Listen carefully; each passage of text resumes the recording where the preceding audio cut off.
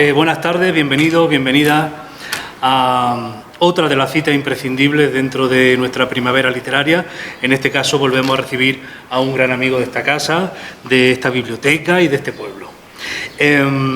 Nos enamoró, ahora diremos el nombre, aunque lo conocéis, nos enamoró con un pasado turbulento, desconocido para él mismo, un profesor bueno, en aquel el padre Serenísimo. Nos emocionó viajando en un SEAT 131, un libro que yo me enamoré totalmente de él, de Verde, un viaje, como digo, de tío y sobrino en un SEAT 131 por la España de la Transición. Tío y sobrino que ya son personajes, yo creo, que son personajes de leyenda de las letras jiennenses.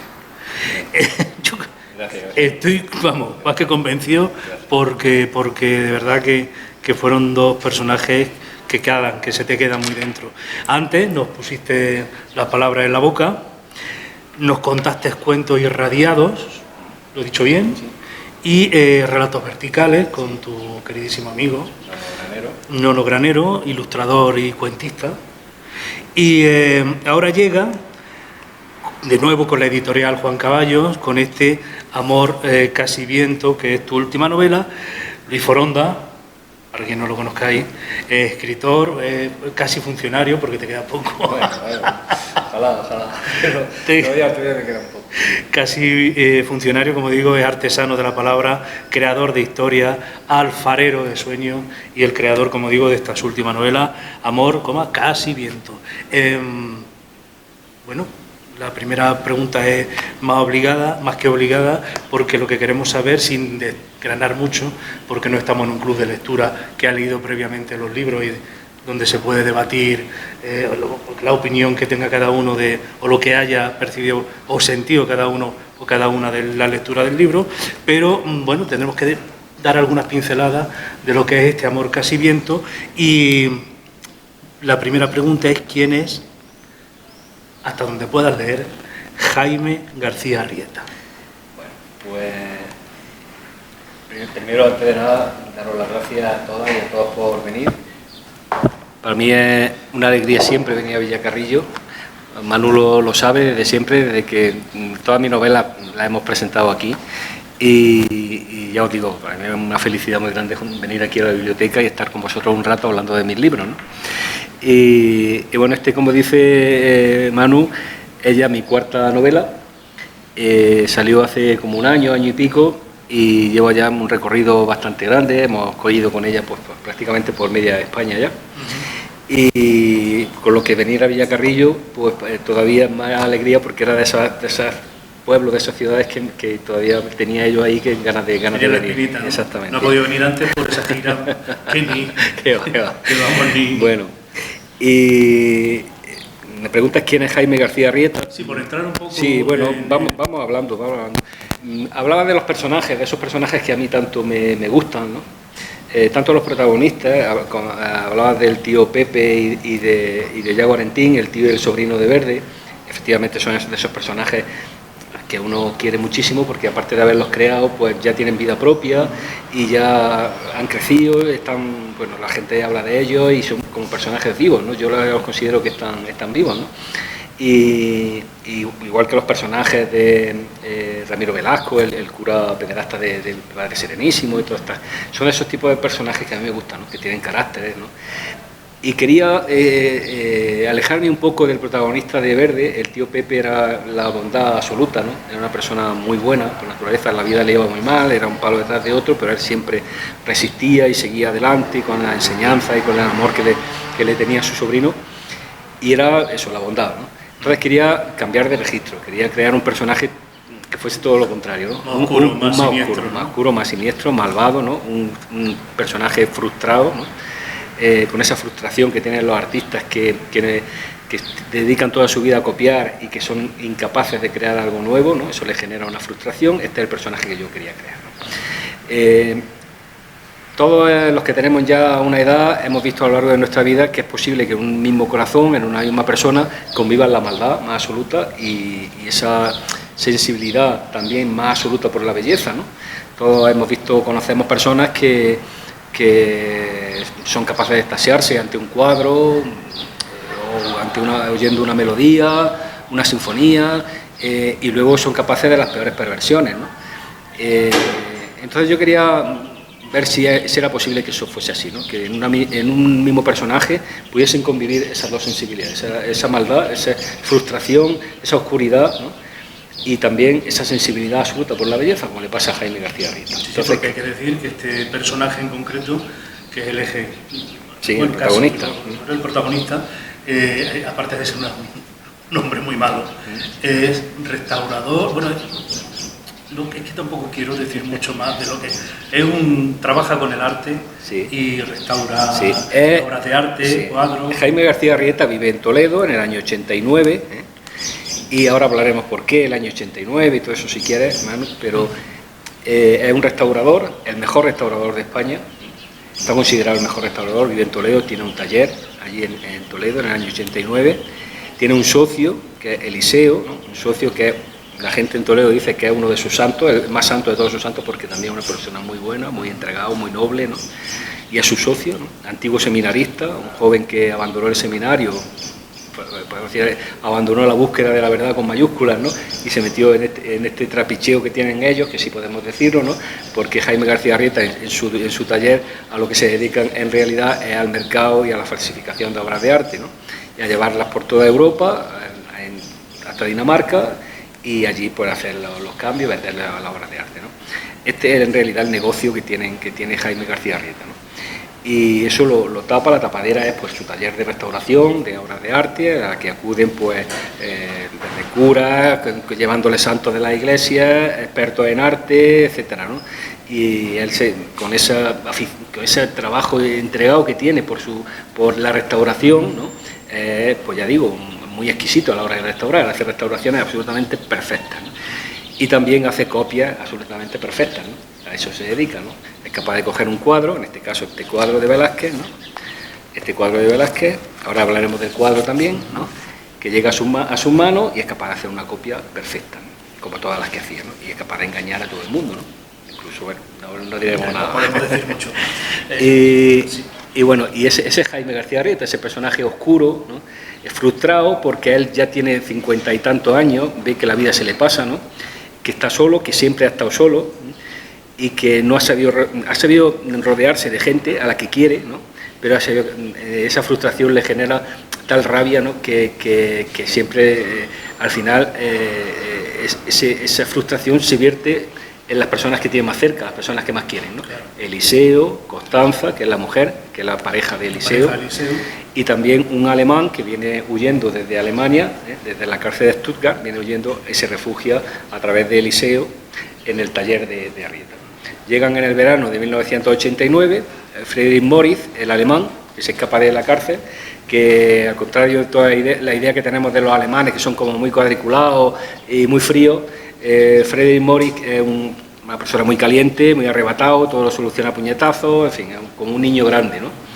Y bueno, viene a refugiarse de la mano de Eliseo al taller de Moritz, y ahí conviven un verano, ¿no? Él sin saber nada, el alemán sin saber nada de español, y el español, Arrieta, sin saber nada de alemán, ¿no? Y me interesaba contar esa posibilidad de que dos personas que no se entienden nada, ni en el carácter, ni por supuesto en el idioma, puedan llegar a entenderse, ¿no? Y una relación que empieza con un puñetazo, acaba en un abrazo, ¿no? ¿Y dónde acaba ese? Claro. ¿Dónde es ese abrazo, ¿no?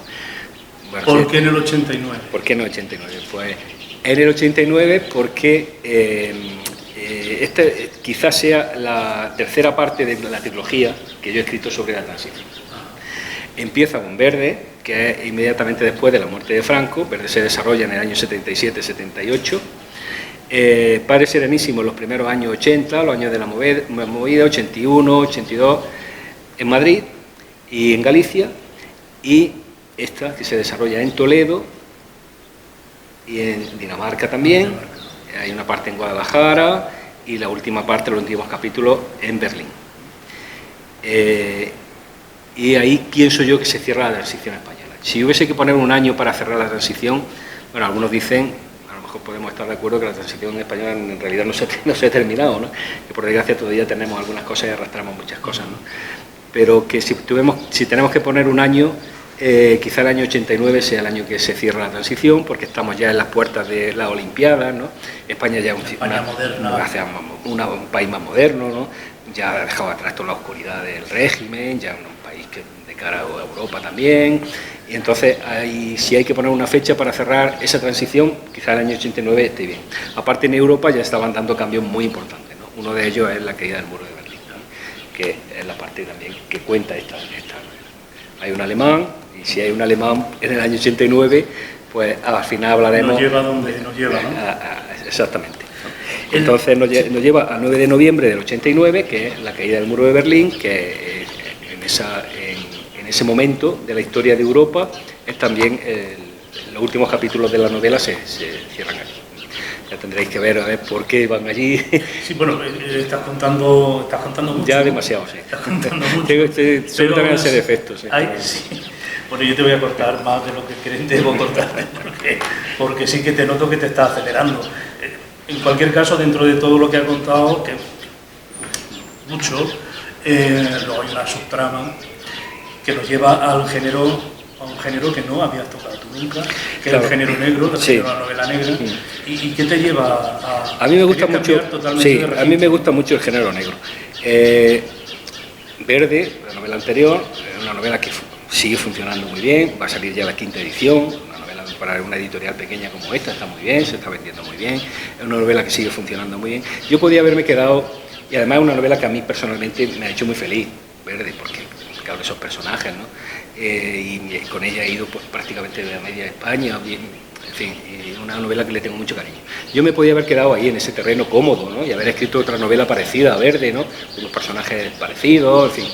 Pero quería cambiar de registro. Para mí escribir siempre es dar un paso más, ¿no? Escribir siempre es atreverse, ser valiente, ¿no? Atreverse con otras cosas, ¿no? A mí me gustan mucho las novelas negras, las películas de cine negro, todas esas tramas me gustan mucho, ¿no? Entonces yo quería escribir una novela de género negro, bueno, más o menos que tuviese sus malos, sus buenos, sus tiros. Bueno, pues esta novela tiene sus malos, sus buenos, tiene sus tiros, tiene su misterio, tiene su intriga, tiene sus engaños, sus mentiras. Todo esto tiene también la parte amorosa. Entonces yo quería escribir una novela así de género, sobre todo con la voluntad de que fuese entretenida, ¿no? Porque si algo tiene esta novela es la voluntad de que sea entretenida, ¿no? Incluso de que sea divertida, ¿no? Y que incluso te rías. Sí, bueno, el humor nunca, claro, siempre ha estado presente en tu novela. Ese humor negro, en este caso mucho más negro, ¿no? Pero quizá no sea una novela de género negro en sí, porque no es una novela realmente policíaca, ¿no? Sino que la negrura está, como le decía a Miguel, está más en el propio protagonista, ¿no? Que es un personaje muy negro, muy oscuro, ¿no? Ahí está la negrura de la novela, ¿no? Y en ese ambiente un poquillo cateto del Toledo de los años finales de los años 80, ¿no? Donde Toledo nunca ha dejado de ser un pueblo grande, muy turístico, ¿no? Pero también muy influenciado por la iglesia, la catedral, todo esto, pues entonces lo convertía, sobre todo en los años 80, todavía en un pueblo con ese toque un poquillo cateto, ¿no? Entonces, todo ese ambiente a mí me gusta mucho, ¿no? De hecho, el taller, ¿no? El taller al que yo le dedico, el taller de Arrieta, al que yo le dedico un capítulo entero, me gustaba que tuviese ese toque un poquillo rancio quizá, ¿no? Un poco pobretón, ¿no? Pero luego visualmente muy bonito, ¿no? Pues tú te lo imaginas, porque es un taller en el que se sube por una escalinata, tiene un patio interior con un pozo, ¿no? Y se entra por otra puerta desde la calle. El pozo es un elemento muy importante también de la novela. El pozo es un elemento muy importante de la novela, pero más como símbolo, ¿no? Como símbolo. Porque, bueno, ahí en el pozo he querido reflejar que todos somos capaces de vivir con nuestros pozos, ¿no? Ya no diré nada más, ¿no? Pero somos capaces de convivir con nuestros pozos, ¿no? Y nos da un poco igual, ¿no? Entonces, Arrieta es capaz de vivir con ese pozo, ¿no? Efectivamente. Y bueno, no decimos nada. Lo que, aparte de todos los personajes de los géneros, son varios géneros, los que, aparte de la novela negra, de los que toca aquí en Amor Casi Viento, he leído en alguna crítica que antes de venir a hacer esta presentación, que esta novela es una declaración tuya al arte, a la filosofía y al poder del lenguaje. Esto es muy bonito, es muy profundo, y desgránanoslo, para los que no somos tan bonitos ni tan profundos.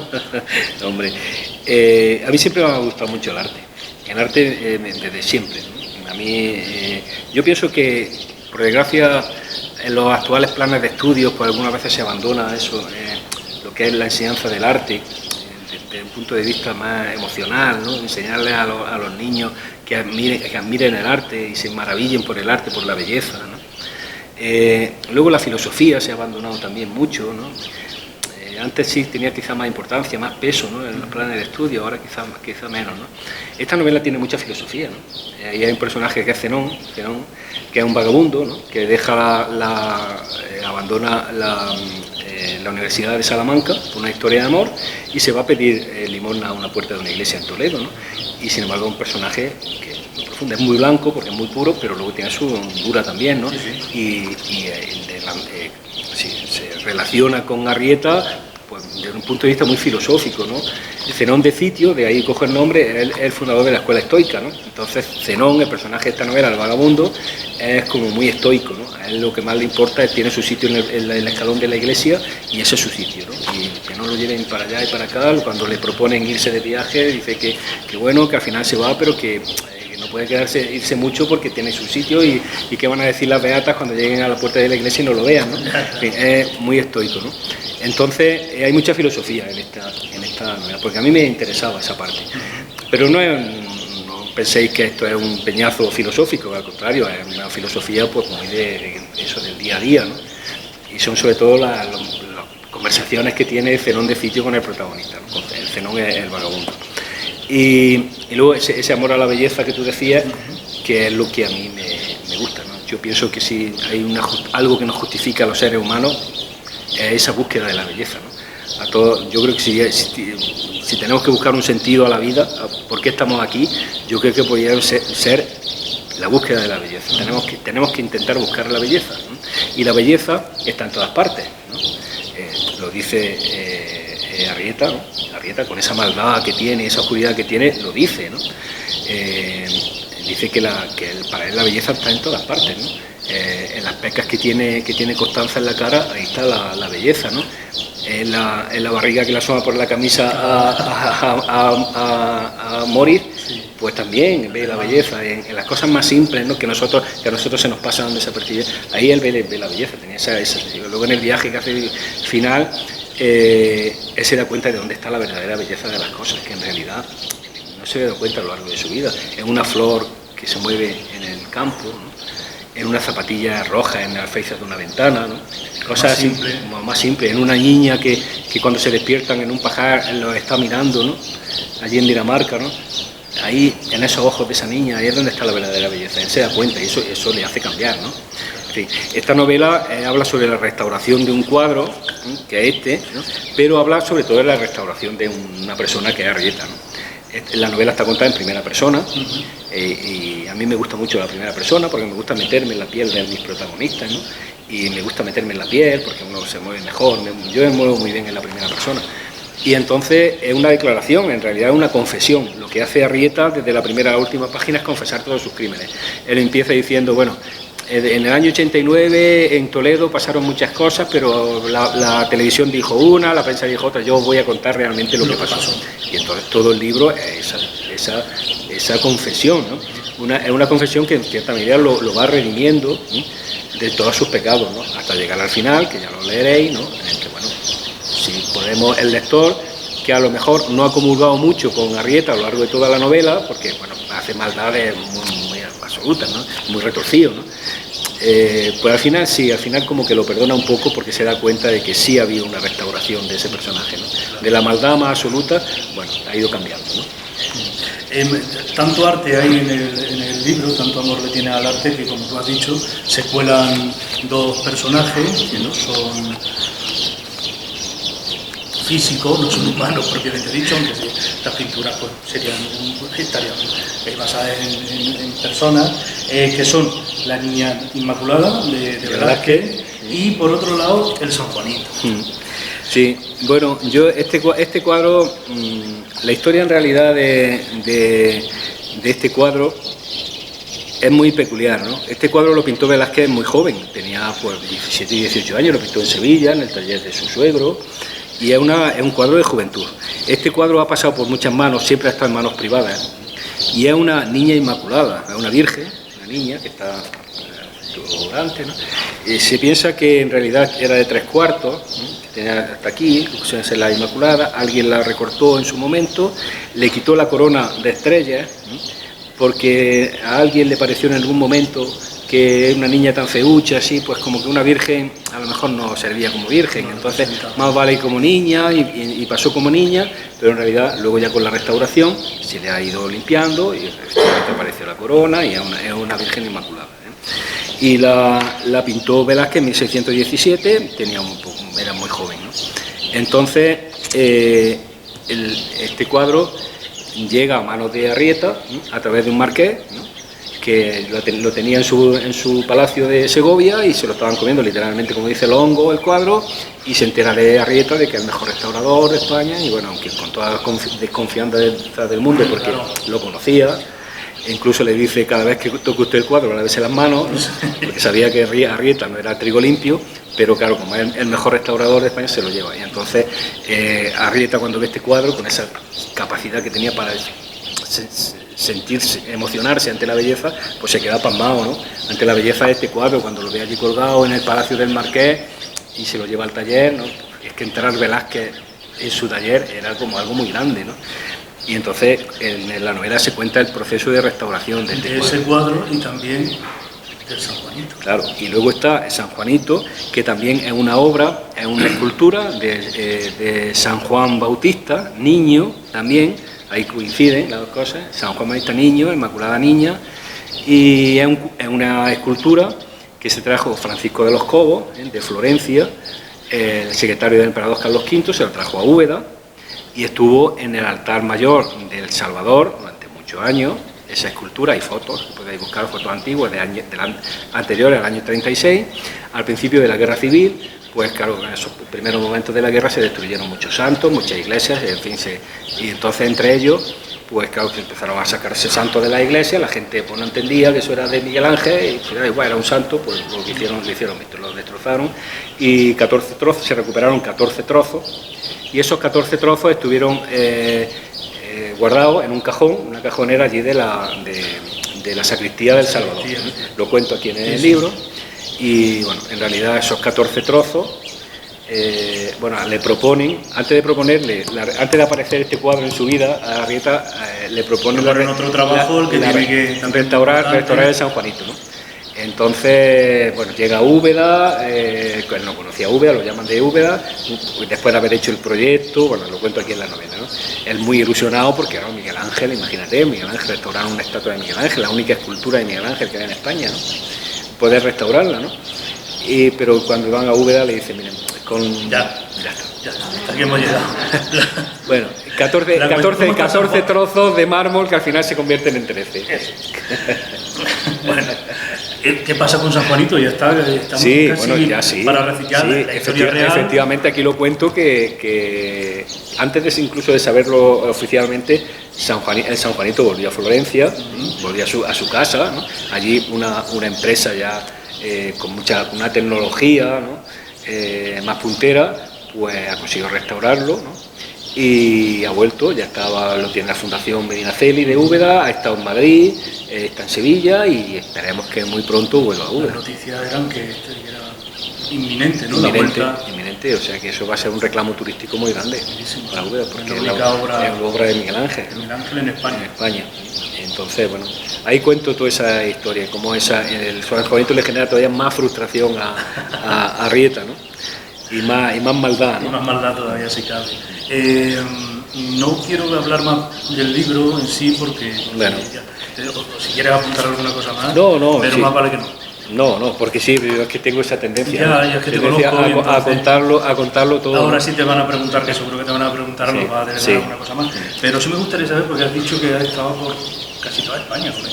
Sí. Estuvimos en Madrid. Hace un año se publicó, repetimos, y ha dado mucho tiempo a que haya un recorrido. Sí, bueno, hemos estado en Madrid presentándola, ya estuvimos con Verde, que me la presentó Muñoz Molina, y esta ha sido Paco Ortega, nuestro amigo común Paco Ortega. En Madrid hicimos una presentación estupenda.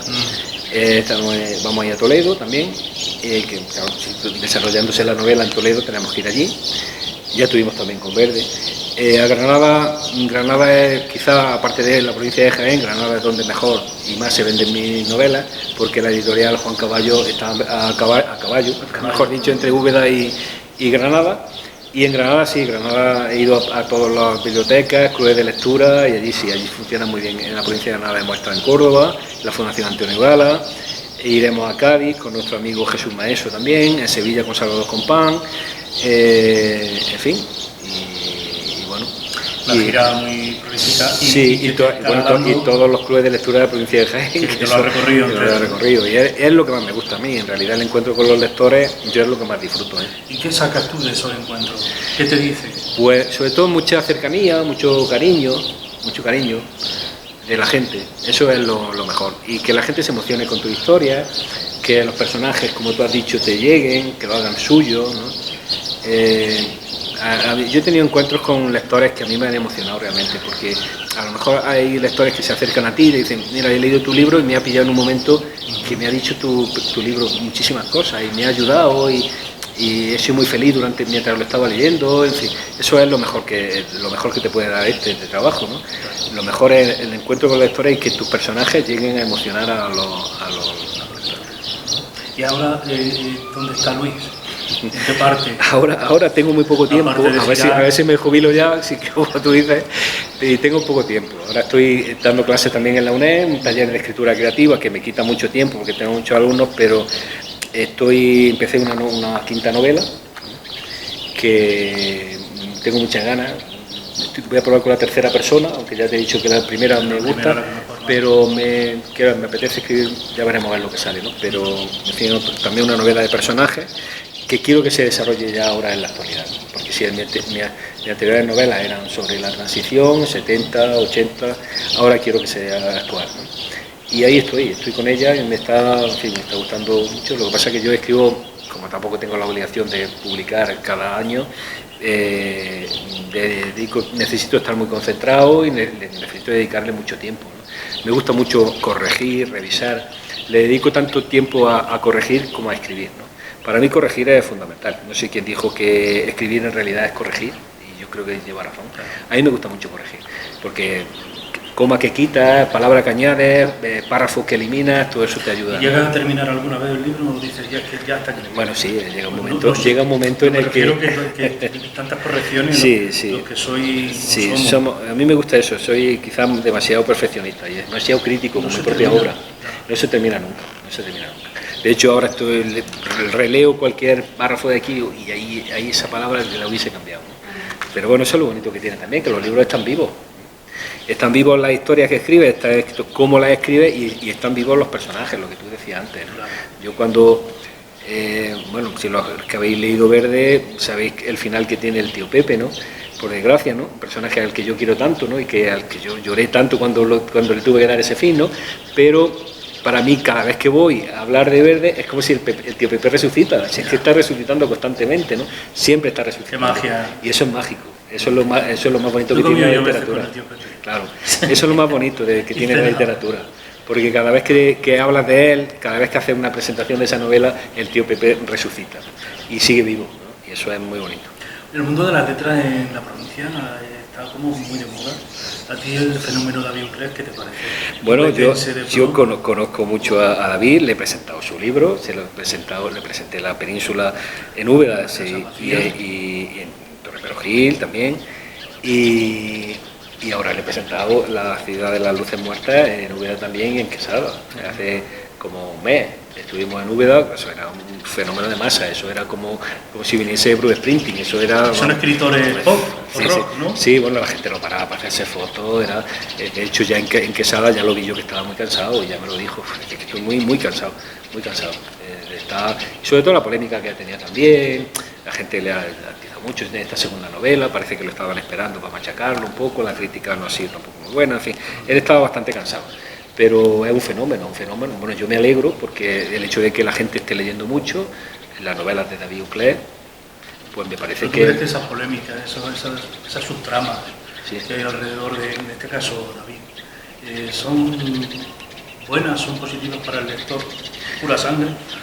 Hombre, positivas no, todo lo de las polémicas a mí hay que centrarse, esa fama. Hay que centrarse en la novela. Y si la novela te puede gustar, puedes entrar en el juego que te propone David o no, pero yo creo que la disfrutas más si te alejas un poco de toda esa polémica. Las novelas hay que separar al autor de la obra siempre, para mí. Entonces hay que leer la novela sin pensar que la ha escrito David Uclés y disfrutar con ella. Y si luego tienes la suerte de conocer a David, ¿no? Porque los que nos conocemos sabemos cómo es, ¿no? Bueno, pues que se lo ha currado mucho, que ha trabajado mucho, aparte de la polémica que puedas tener o de que puedas tú estar de acuerdo en lo que dice o no estar de acuerdo, pero trabajo y mucho tesón que tiene, eso muy no, joven, siendo muy joven, no hay que negárselo nunca. Un crío. Y ya apuntaba manera en todos los campos de la arte, músico, poeta, cantante, y que un libro venda 400.000 ejemplares, ¿no? Y esta nueva lleva ya un montón, por eso siempre es una alegría que se venda y se lea, ¿no? Y se comparta, ¿no? Porque los libros de David también se comparten mucho, se recomiendan, el boca a boca, todo eso funciona muy bien y yo me alegro mucho con él, la verdad es que sí. Yo sé que le tiene mucho cariño. Pues abrimos un turno de preguntas, si queréis decirle algo aquí a Luis, a nuestro protagonista, al escritor de Amor, sí, Casi Viento y otras muchas cosas. ¿Queréis preguntar algo? Miguel. Me veo obligado, porque yo he venido a esto a preguntar ya. Primero, bueno, gracias por venir, por la venida de Miguel Carrillo. Muchas gracias. Y gracias por escribir así también, porque la verdad es que los libros, los 4 libros que he leído, los tuyos, las primeras veces no me he leído, pero estas 4 novelas sí. Y me gusta mucho tu estilo, me gusta mucho tu vocabulario, tu forma de llevar la historia, tus personajes, la verdad es que me gusta mucho de los 4. Me gusta más el formato que usamos con Padre Serenísimo, que era un club de lectura.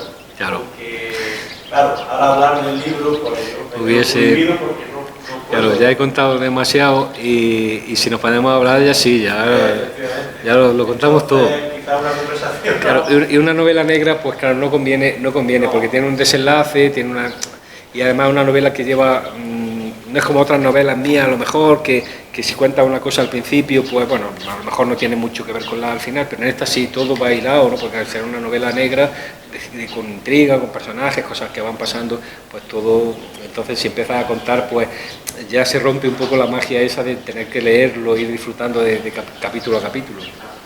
Bueno, ideas generales así, me ha gustado mucho el uso de la primera persona, que al principio al principio era una narración, ¿no? De los hechos que acaecieron antes. Sí.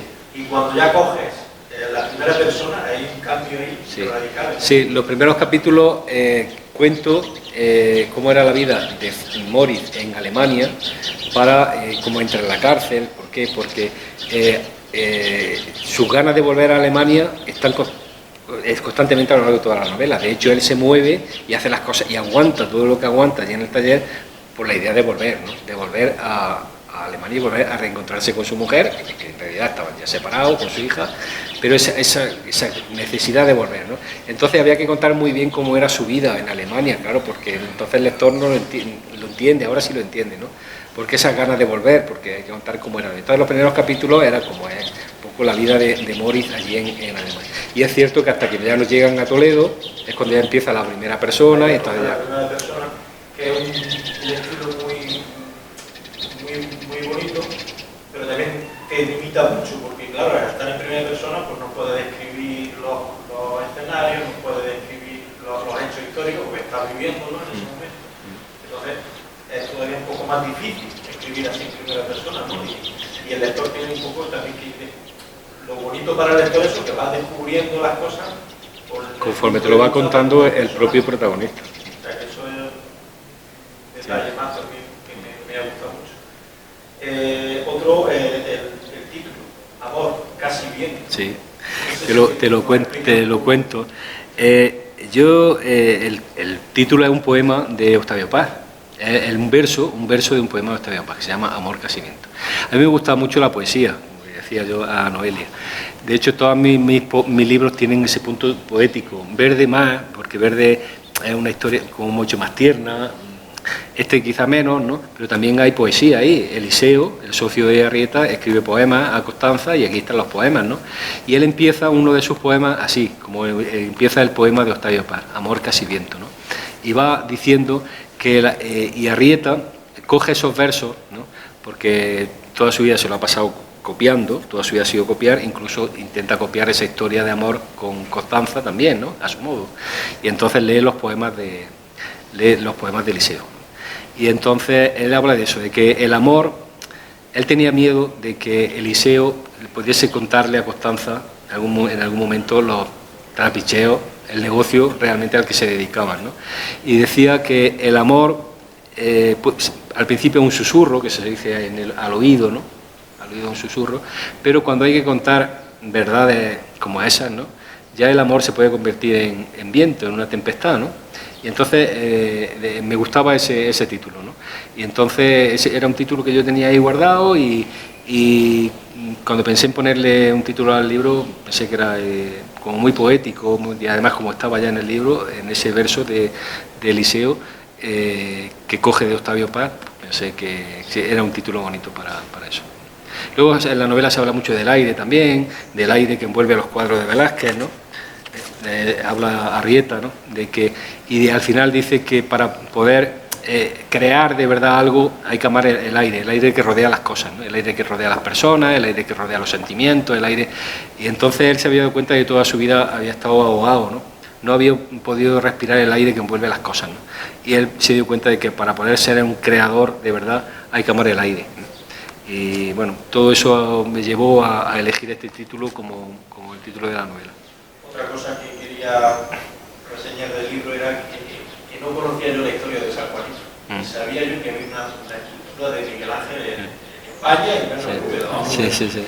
Sí. A raíz de esto, pues ya me he informado y efectivamente toda la historia que cuenta es así como está aquí. Sí. Y es un descubrimiento para mí que si encima dice que va a volver, vamos a tener ocasión de poder verlo. Sí, si no tarda mucho, ya veremos. Bueno, yo creo que la noticia era que no estaba ya muy cerca, ¿no? Sí, pues ojalá que no tarde mucho. O sea, que eso también da mucho valor por lo menos para mí. Sí. Yo desconocía totalmente Hay mucha gente que desconoce eso, por eso quería que lo explicara. Sí, pero vos, si das cuenta, como tú decías, si os dais cuenta, todo está revestido con ese sentido del humor, ese humor irónico, ¿no? Incluso la historia de San Juanito, ¿no? Cuando va a Úbeda y bueno, y lo que le pasa a las 14 trozos de mármol, ¿no? Todo tiene un poco esa ironía que a mí me gusta darle a mis personajes, ¿no? Tanto con el cuadro también, con la historia del Marqués, la relación que tiene el Marqués con el cuadro. Todo eso, ese punto de irónico, de humor, en este caso más negro, eso me gusta que en todas mis novelas ese curilla que va borracho, ¿no? A buscar a su santo y le intenta dar un gato por liebre, darle otro santo que no era, y al final se emborracha de anís, en fin, entonces esos personajes a mí me gustan, con ese tono de humor, ¿no? que a mí me gusta imprimirle a mis personajes. Yo le agradezco porque yo no soy amante de la literatura negra, de los libros, y la verdad que lo toca de una manera muy diferente. O sea, no es la típica novela negra de un asesinato, el policía. Mira, yo conozco el comisario. Sí. Me pasa igual que las series de televisión, que casi todas son iguales. Sí, no tiene nada que ver. O sea, si vuelve a hacer otra de novela negra, que sea así, por favor. Tranquilo, que no. A mí tampoco me gusta la novela negra pura, ¿no? La novela negra pura es que a mí me aburre. Estar en el comisario. Aquí se habla más de arte. Se habla más de arte aquí en esta novela. Es una declaración de amor al arte, en realidad a la belleza de las cosas. Y se habla de eso, se habla del paso del tiempo, de Arrieta, cómo le influye el paso del tiempo. Él se da cuenta de que está rodeado de jóvenes que están haciendo muchas cosas. Cuando ve que Velázquez con 17 años era capaz de pintar a una virgen así, o Miguel Ángel igual, muy joven también, esculpir de esa manera, y él con 50 y tantos no haber creado nada en su vida, sino solamente copiar y copiar, pues de eso también habla la novela, ¿no? De cómo el tiempo es muy cruel, el paso del tiempo, ¿no? Y ahora un apunte negativo, que también me gusta decir, Dímelo. que me fastidia, o no lo he interpretado bien, o no he sabido verlo, la sorpresa final que se lleva a él. Sí, si querés te lo digo, ¿no? A mí me gusta dejar siempre algo abierto en mis libros. En todos mis relatos me gusta dejar algo abierto, ¿eh? Que lo cierre el lector. Si es lo que tú estás refiriendo, ¿no? La confusión final. A la marca esa de Mosca. Sí, la confusión final. Él lo dice a Rita, dice, sí, me he confundido yo, ¿no? Me he confundido yo con las prisas, ¿no? Que si el cuadro, que si... Claro, él dice realmente que se ha confundido, ¿no? Que con las prisas, pues, en vez de llevarse un cuadro, coge otro, ¿no? Porque como es tan bueno, es un experto en la copia, hasta él mismo se engaña, ¿no? Yo he estado en muchos clubes de lectura y uno me ha dicho, no, yo creo que en realidad fue Fulanico el que lo cambió. Fue otro, ¿no? Me han dicho de todo, me han dicho incluso, me han llegado a decir que no, eso es que es un milagro de la Virgen. La Virgen no quería que se la llevaran, no, por Dios, no quería que se la llevaran. Bueno, porque se queda sin el aire. Y entonces me gusta, por eso está sin cerrar. Entonces, eso es lo que yo quería, que el lector se llevase una sorpresa, como se la lleva el propio Arrieta, ¿no? Y que en esa confusión no supiera qué ha pasado, ¿no? Y esa duda quedase ahí, ¿no? Eso me gusta porque es una de las cosas que se quedan flotando en el taller, ¿no? Ese misterio. El propio Eliseo, ¿no? Porque él decía que soñaba con el fantasma de Eliseo mucho, ¿no? Otros dicen, pues ha sido el fantasma de Eliseo, ¿no? Me gusta ese tono, dejar eso en el aire, que lo cierre el lector, ¿no? En casi todos mis libros hay algo así, parecido, ¿no? Me gusta que el lector lo cierre, ¿no? Y en este caso es eso que está diciendo, el misterio final. Y bueno, en las conversaciones que habéis tenido, habéis estado hablando, aparte de este libro de Verde, pero yo para mí me gustó más el de Padre Serenísimo.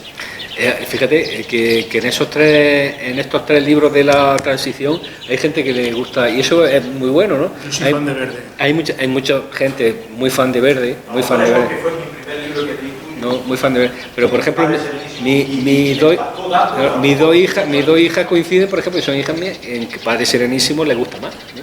Y hay gente que le gusta más Padre Serenísimo, y Verde también.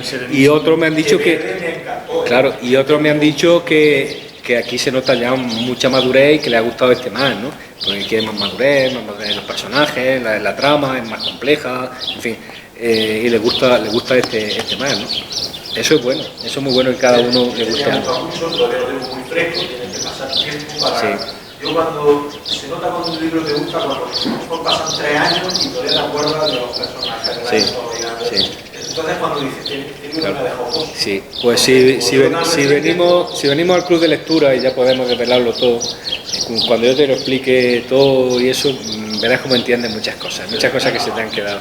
Porque hay muchos símbolos, aparte del pozo hay otros que son... Y me gusta utilizarlo. Hay muchos personajes ahí que tienen una explicación por qué les tienen ese nombre, por qué hacen lo que hacen. En fin, eso en un club de lectura sí se puede explicar. Claro, pero no estamos en un club de lectura y tampoco vamos a hacer spoilers uno detrás de otro. Tendrías que morder la letra. Demasiado contado. ¿Alguien quiere decir alguna cosilla más? ¿Decirle algo para Antonio? Bueno, muchas gracias por venir y felicitarte. Yo soy invidente, entonces en la biblioteca el otro día precisamente hablando con Miguel, me lo recomendó y solo está el de Verde, lo he devorado. ¿Cómo lo has leído? En audiolibro. Claro, el Verde ha salido en audiolibro. Sí. Entonces me ha encantado. Con la 11 lo sacó. Sí, felicitarte porque muchas gracias. Lo he devorado. Muchas gracias. Me ha encantado. Muchas gracias. Cuando llegué el sábado, me lo descargué. Me dijo ayer que lleva ya por la mitad, o sea, o ayer o esta mañana, yo no me acuerdo. Sí, esta mañana, vamos a ver, me ha durado un día. Sí. Entonces, yo lo estuve escuchando también, está bien, un trabajo bastante bueno. Sí, la verdad es que me encantó el personaje. Y luego, del título del último, que gracias no he podido leerme, estabais hablando de amor, de viento, me he traído a colación una canción de Robin Iniesta, que se llama Punto Suspensivo, que el estribillo dice precisamente de eso, de que está hecho el amor, de viento, de puro viento. De verdad.